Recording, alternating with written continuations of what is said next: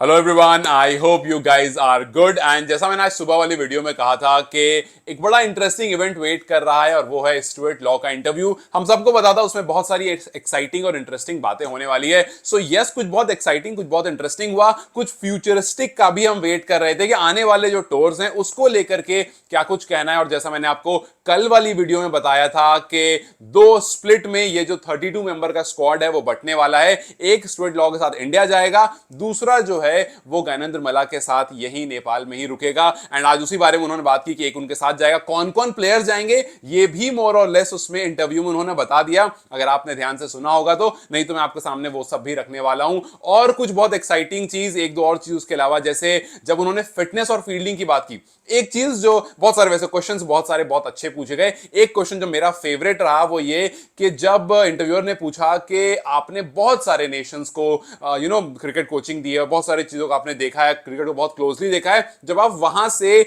यहां आते हैं उस नेशन में जो एसोसिएट है, जो कि अदर बड़े नेशंस के सामने उतना अच्छा कंपटीशन काफी बार रखने में उतना सक्सेसफुल नहीं होता है, या फिर अभी उतना एक्सपोजर नहीं मिला है कि वहां तक वो पहुंच सके और कंपीट कर सके, तो आपको नेपाल क्रिकेट में और अदर टीम्स में, जो बड़ी टीम्स हैं, उनमें स्किल सेट में कितना डिफरेंस लगता है? क्या आपको लगता है हम अभी इस टाइम पर पीछे हैं? तो उन्होंने कहा कि इस टाइम पर अगर आप नेपाल की स्किल सेट की बात करो तो वो बिल्कुल भी पीछे नहीं है। उन्होंने साफ साफ ये बात कही कि जी नहीं, स्किल सेट में बिल्कुल बराबर है, कहानी सिर्फ है एक्सपोजर मिलने की। And he was very sure कि आने वाले टाइम में वो आपको साफ साफ दिख जाएगा कि यहां वाला स्किल सेट और जो बड़ी बड़ी टीम है उसमें फर्क नहीं है, फर्क सिर्फ है कितना एक्सपीरियंस हो चुका है, कितने टाइम से आप खेल रहे हो। And this is a very good thing कि भाई, ये मेरी, अगर मैं ये बात कहता तो हो सकता है आप कह देते कि अरे यार आप झूठ बोल रहे हो, या आप सिर्फ मक्खन लगाने के लिए कह रहे हो, आप सिर्फ ऐसे ही बोल दे रहे हो, व्यूज के लिए। काफी लोग कहते हैं कि व्यूज के लिए कह दे रहे हो। ये बात आ रही है आपके हेड कोच की तरफ से, तो हेड कोच तो व्यूज के लिए नहीं कहेगा। लेकिन जब मैंने आज सुबह वाली वीडियो में फिटनेस वाली बात की थी, तो हो सकता है काफी लोगों ने उसमें कुछ लोगों ने लिख भी दिया, अक्सर लिख देते हैं लोग कि आप व्यूज के लिए काम करते हो, व्यूज के लिए आप बोल देते हो, झूठ झूठ बोल देते हो। भाई हेड कोच तो झूठ नहीं बोलेंगे ना। खैर, तो ये मुझे वो सवाल काफी अच्छा लगा कि उन्होंने पूछा कि भाई आपका दोनों में डिफरेंस क्या लगा, आपको लगा कि नेपाल पीछे? उन्होंने कहा बिल्कुल भी नहीं। खैर, बात करेंगे सबसे पहले टूर्स के बारे में, और फिर उसके बाद दीपेंद्र सिंह आयरी को लेकर के एक बड़ी इंटरेस्टिंग उन्होंने स्टेटमेंट दी। वो बात नहीं कह रहा हूं मैं जहां पर उन्होंने 100 मीटर स्प्रिंट वाली, उन्होंने जब कहा कि मैं नीदरलैंड वाली टीम या और किसी ओपोनेंट टीम से काफी बार जब बात करता हूं, या मैंने बात किया अभी स्कॉटलैंड वाले टूर में, तो वो एक ही बात कहते हैं कि यार आयरी को लेकर के परेशानी ये है कि वो, उसके लिए हम फील्डिंग कहां सेट करें हमें पता नहीं चलता है। वो 1 रन को 2 रन बना लेता है। वो हम यहां फील्ड, कहीं भी हम फील्ड लगाएंगे, जितनी देर में यूजुअली 1 रन लिया था वो 2 रन ले लेता है। तो इसको लेकर के ओपोनेंट जो है परेशान रहता है। उन्होंने कहा कि it's a very good problem to have, कि आपके एक प्लेयर से ओपोनेंट इसलिए परेशान हो रहा है कि यार इसके लिए कहां फील्ड लगाए जो हम रन रोक सकें।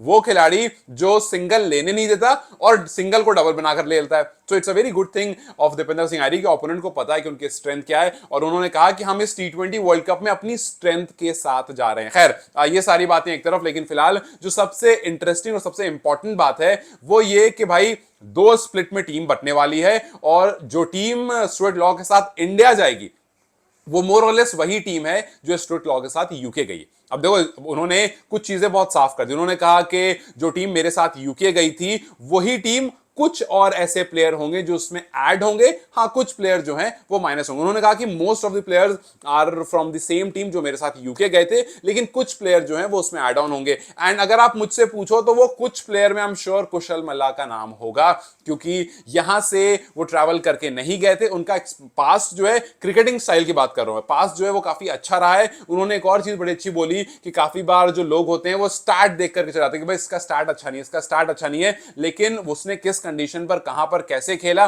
जैसे हाल फिलहाल में जब ओपनर्स नहीं चल रहे थे, उनसे ओपनिंग के बारे में पूछा गया, उन्होंने कहा कि ओपनर्स ने रन कभी किए कभी नहीं किए। लोगों को समझ में नहीं आता है कि भाई उस कंडीशन में बॉल इतनी सीम होती है, नई बॉल से वो खेल रहे होते हैं, तो उनको थोड़ी मुश्किल होती है एडजस्ट होने में, और कभी कभी वो चले कभी नहीं चले। आप उनको 2-4 मैचेस में जज करने अगर बैठ जाओगे तब तो हो गया।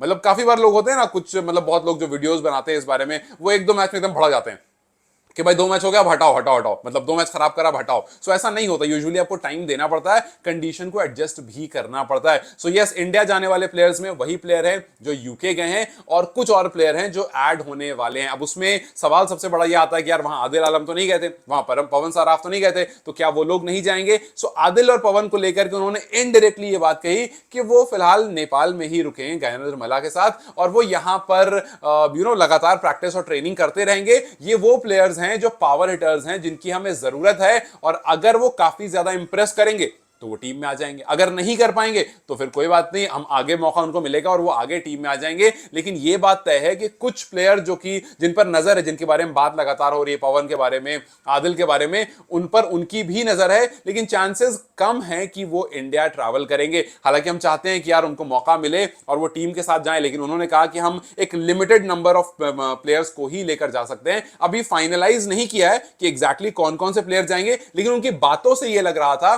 कि पवन हो गए, आदिल हो गए, ये फिलहाल यही रुकने वाले हैं और बाकी प्लेयर्स जो हैं वो ट्रैवल करेंगे। कुछ प्लेयर्स जो हैं उनको ऐड ऑन किया जाएगा। अब देखिए, इंडिया कैंप की जब उन्होंने बात की, कल मैंने जब इंडिया कैंप की बात की थी तो मुझे कुछ लोगों ने कहा था कि भाई, जब मैंने कहा था कि दोनों में से कोई एक टूर जरूर कैंसिल होगा, श्रीलंका वाला या फिर इंडिया वाला, अब आप एटलीस्ट ये तो कह सकते हो कि इंडिया वाला कैंसिल नहीं हो रहा है और श्रीलंका वाला फिलहाल कोई भी डिस्कशन नहीं हुआ पूरे इंटरव्यू में वेस्ट इंडीज सीरीज के बारे में बात हुई, ऑस्ट्रेलिया सीरीज के बारे में बात हुई, इंडिया कैंप के बारे में बात हुई, जिससे हमें समझ में आ रहा है कि श्रीलंका वाला टूर जो है वो कैंसिल होता हुआ दिख रहा है। लेकिन चलो, ये बात अच्छी है, उन्होंने कहा कि जब आप इंडिया जाकर खेलोगे तो वहां आपको कुछ अच्छे कॉम्पिटिशन देखने को मिलेंगे। उन्होंने कहा plenty of games are there, इसका मतलब कुछ गेम्स भी प्लान किए गए apart from basic camp. So कुछ गेम्स होंगे और उसमें भी हम एक्सपेक्ट करेंगे कुछ अच्छे टफ कंपटीशन मिले, जहां से अच्छी खासी तैयारी हो। उसके बाद आप ऑस्ट्रेलिया जाओ। एक और चीज आपको बता देता हूं, ऑस्ट्रेलिया में भी T20 जो आपका टॉप एंड T20 सीरीज है, उसके अलावा भी कुछ मैचेस हैं, इसका भी उन्होंने हिंट दिया है कि आप वहां जाओगे,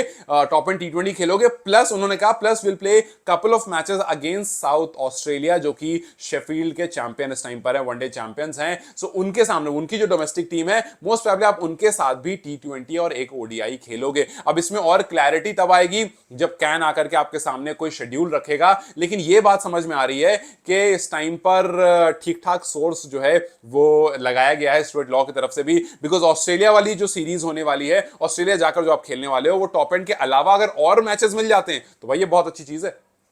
आप एक अच्छी टीम के सामने खेल रहे होगे और आपको वहां पर दबदबा बनाना है, और फिर आपको इवेंचुअली वहां के बाद जो वेस्ट इंडीज सीरीज है वहां पर भी बहुत कुछ करना है। वहां याद रखो, टॉप एंड में पाकिस्तान, बांग्लादेश, इनके भी ए टीम्स हैं। सो वहां पर भी आपको, बिकॉज ये सारी वो जगह हैं, और हमने इस बारे में पहले ही बात की थी कि अभी से नवंबर तक, अक्टूबर तक लगातार मैचेस हैं, और ये जो लगातार मैचेस हैं ये बहुत ज्यादा हेल्प करेगा जब आप ओमान के सामने T20 का वर्ल्ड कप का क्वालिफायर खेल रहे होगे। अब देखो, जब उनसे नेपाल वर्सेस वेस्ट इंडीज के बारे में बात किया गया तो उन्होंने एक बात बड़ी अच्छी बोली कि देखिए, जब उनसे पूछा गया कि नेपाल जो है पहली बार आपको टेस्ट नेशन के सामने खेल रहा है और एक बड़ा मौका है, तो उनको हराने के बारे में जब बात हुई कि अगर हम उनको हरा देते हैं तो जो हम बात करते हैं कि यार स्टेटस की, कि भैया आपने टेस्ट नेशन हराया कि नहीं हराया, क्या वो बॉक्स टिक हुआ कि नहीं हुआ, तो उन्होंने एक बात बड़ी अच्छी बोली कि यार देखिए, हम पता है हम वेस्ट इंडीज को हराने के बारे में नहीं सोच रहे।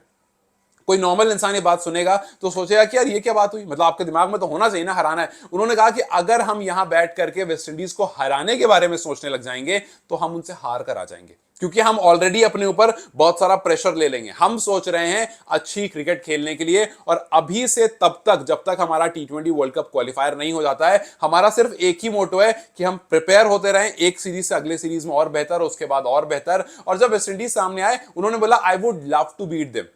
उन्होंने बोला कि मैंने उनको कोचिंग दी है, मैं उनको जानता हूं, कुछ बहुत अच्छे लोग हैं, उनसे मेरी मुलाकात भी होगी, लेकिन मैं चाहूंगा कि मैं उनको हराऊं। लेकिन हम सर पर ये चीज लेकर नहीं चल रहे हैं कि हमें वेस्ट इंडीज हरानी है, हमें वेस्ट इंडीज हरानी है, बिकॉज अगर हम ये सोचने बैठ जाएंगे तो उल्टा कहीं ऐसा ना हो कि हम ही हार जाएं, बिकॉज वो प्रेशर जो होता है आपको खराब कर देता है। उन्होंने कहा कि हालांकि अपॉर्चुनिटी बहुत अच्छी है, I am looking forward to it, और मुझे मजा आएगा अगर मैं उनको हराऊंगा तो, लेकिन फिलहाल जो है हमारा ध्यान सिर्फ इस पर है कि हम अपनी क्रिकेट को कैसे इंप्रूव करें और कैसे हम डे बाय डे जो है वो अपने प्लेयर्स को फाइनलाइज करते हैं। आप देखो, जैसे हमने काफी बार आसिफ को लेकर के बात करी, आसिफ और अनिल को लेकर के, क्योंकि जब इंटरव्यूअर ने पूछा खास करके ओपनिंग को लेकर के कि स्कॉटलैंड वाले जो मैचेस थे उसमें सारे प्लेयर्स ने अच्छा किया, इनफैक्ट जब बीच में गुलशन इंजर्ड हो गए, सोमपाल इंजर्ड हो गए, तो उसके बाद जो रिप्लेसमेंट प्लेयर्स है उन्होंने भी अच्छा किया, सो उनके अच्छा करने पर हम ये सोचने लगे कि यार ये तो अच्छी बात है कि बाकी प्लेयर्स भी अच्छा कर रहे हैं, लेकिन आप किनको रखोगे, आपके बेस्ट 11 क्या होंगे? तो उन्होंने कहा कि मतलब उन्होंने कहा कि कोई प्रॉब्लम वाली बात नहीं है, अगर आपके पास 15 खिलाड़ी इन फॉर्म है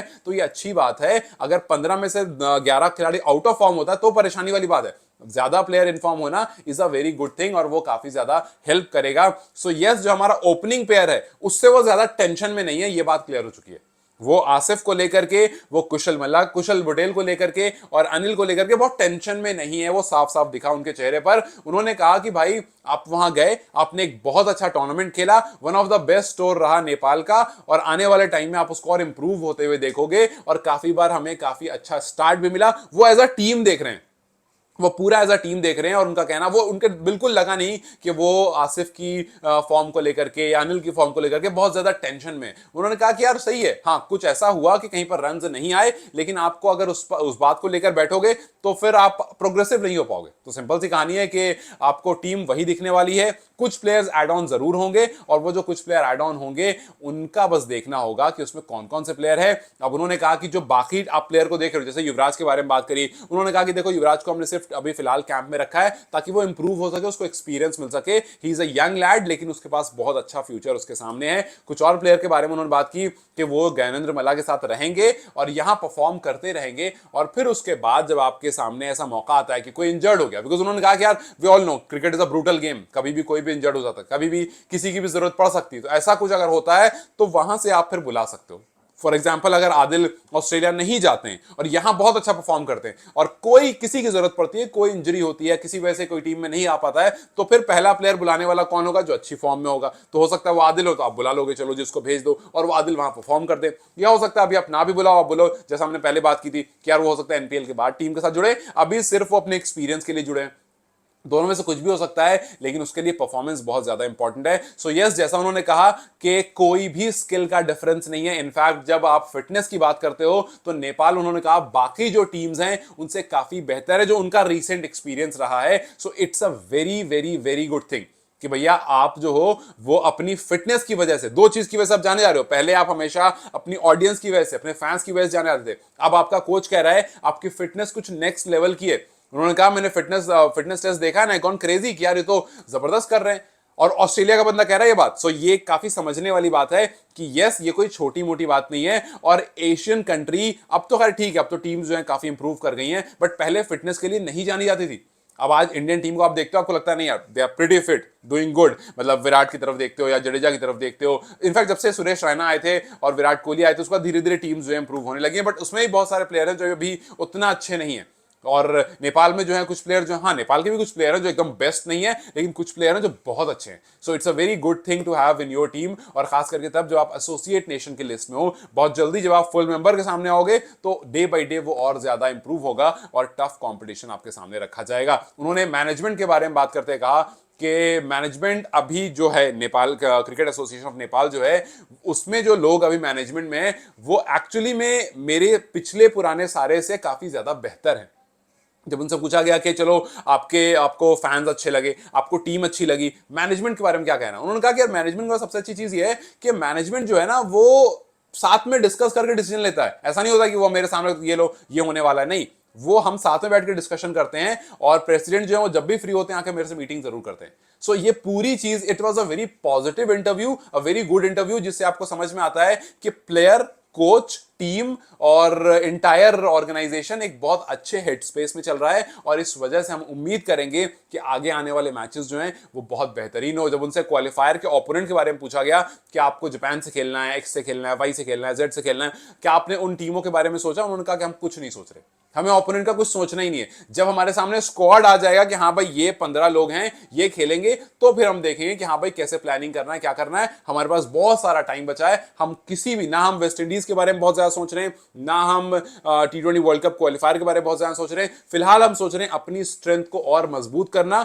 इंडिया जाना, अच्छा कैंप करना, अच्छे मैचेस खेलना, ऑस्ट्रेलिया जाना, वहां बहुत अच्छे मैचेस खेलना, उसके बाद हम सोचेंगे क्या कुछ होगा। उन्होंने ये भी मेंशन करा कि वेस्ट इंडीज सीरीज से पहले हो सकता है आपको एक और छोटा सा कैंप देखने को मिले, जो कि T20 वर्ल्ड कप क्वालिफायर के लिए हो सकता है हो। अभी उसके बारे में डिस्कशन चल रहा है, जैसे उसमें और क्लैरिटी आएगी will talk about it. But yes, इस पूरे इंटरव्यू में जो कुछ चीजें मेंशन की उन्होंने, जैसे दीपेंद्र सिंह आयरी के बारे में, फील्डिंग के बारे में, टीम की फिटनेस के बारे में, ऑर्गेनाइजेशन और मैनेजमेंट के बारे में और इस टाइम पर जो पूरे टीम का हेड स्पेस है उसके बारे में, इट शोज के इस टाइम पर नेपाल क्रिकेट टीम बहुत अच्छे दौर से गुजर रही है। बस रिजल्ट आने की देर है, बाकी बैक एंड पर सब कुछ बहुत टॉप नॉच चल रहा है। एंड वी होप के जैसे जैसे हम आगे बढ़ेंगे, अभी जैसे सीरीज और बहुत कुछ आने वाला है, वो उसमें और ज्यादा बेहतरीन होता जाएगा और वो रिजल्ट में रिफ्लेक्ट होता जाएगा। बिकॉज जब रिजल्ट में रिफ्लेक्ट होता है तभी लोग मानते हैं। इसी वजह से उन्होंने कहा भी नेपाल फैंस को कि भाई थोड़ा सबर रखिए, रातों रात चीजें नहीं बदलती है। खैर, how do you see this interview, मुझे कमेंट सेक्शन में जरूर बताएं। आई नो कि कुछ चीजें छूट गई है, मैं कोशिश करूंगा, बिकॉज बहुत लंबा वीडियो हो जाएगा,